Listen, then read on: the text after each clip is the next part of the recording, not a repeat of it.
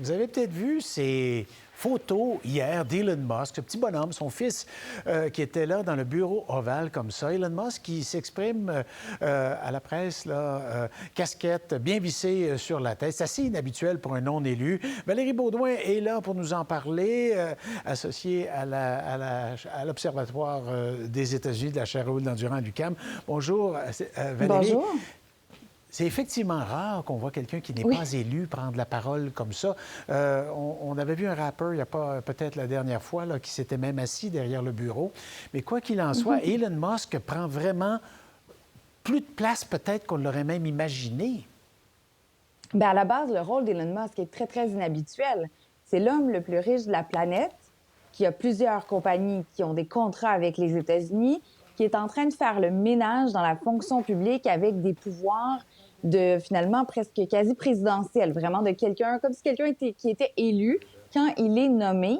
Et hier, moi, j'ai vu ça un peu comme une pièce de théâtre. Hein. C'était assez particulier. On avait l'enfant d'Elon Musk qui se promenait, Donald Trump qui semblait juste être là. Il a parlé par moments, mais c'est vraiment Elon Musk qui était un peu la vedette de ce moment-là pour justifier toutes les coupes et toute l'emprise qu'il peut avoir sur certaines agences américaines, parce qu'on sait qu'il y a beaucoup de critiques. Et lui, il s'est dit, voici ce que je vais faire, je vais vous dire que le processus est 100% transparent et je vais répondre à vos questions comme ça. Est-ce que les réponses étaient satisfaisantes? Par exemple, il a dit, oui, je me trompe, le fameux 500 millions de dollars en condoms envoyés à Gaza. On se souvient, ça a été quelque chose qui a été mentionné. C'était Gaza, Mozambique. Alors, on lui a dit, quand on fait des erreurs comme ça, est-ce que vous pouvez nous expliquer? Il a dit, ah, mais j'en ferai des erreurs et on me le dira. Alors, il n'avait pas l'air très, très stressé là-dessus, du fait de ne pas être toujours rigoureux, justement, sur ce qu'il présente. Vous avez fait allusion à M. Trump. Je le vois juste à côté. Écoutez, dites-moi, est-ce que c'est... M. Trump lance les idées, mais il confie le détail de tout ce qu'il nous dit, que ce soit les tarifs ou autre chose. C'est pas un homme de détail. Ou est-ce un homme de détail, puis M. Trump, et puis il ne laisse pas paraître comme ça. Il laisse M. Musk aller de l'avant avec ses décisions. En théorie, alors là, bien sûr, on n'est pas dans le bureau ovale à savoir comment tout ça se déroule.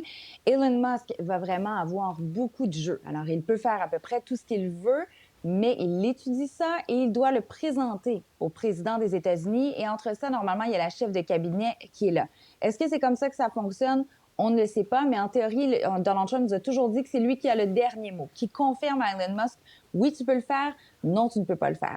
Mais est-ce que vraiment Donald Trump a tout ce détail? On sait qu'il y a des tribunaux qui disent qu'Elon Musk va trop loin. Il y a des élus qui commencent à dire aussi qu'Elon Musk va trop loin. Bon, chez les démocrates, c'est pas quelque chose de nouveau, mais chez les républicains, on est un peu peut-être mal à l'aise avec ce que M. Musk fait. Et hier, on a signé un ordre exécutif pour lui donner encore plus de pouvoir, c'est-à-dire d'avoir quelqu'un qui représente son pseudo-département, parce que c'est pas un département officiel de l'efficacité gouvernementale, dans chaque agence, pour vraiment cibler les coupures et tout ça. Alors, il y a vraiment des petits Elon Musk qui seront dans toutes les agences.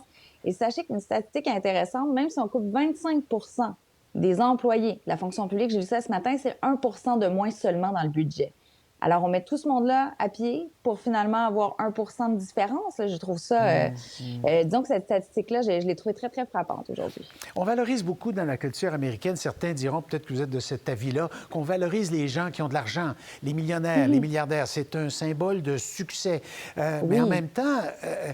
Qu'est-ce qu'il y en est des conflits d'intérêts? Quoi? L'Américain ne voit pas que M. Musk est un entrepreneur industriel, a des contrats de la NASA en satellite, en télécommunication aussi, qu'il peut y avoir des dangers qu'il contrôle tout.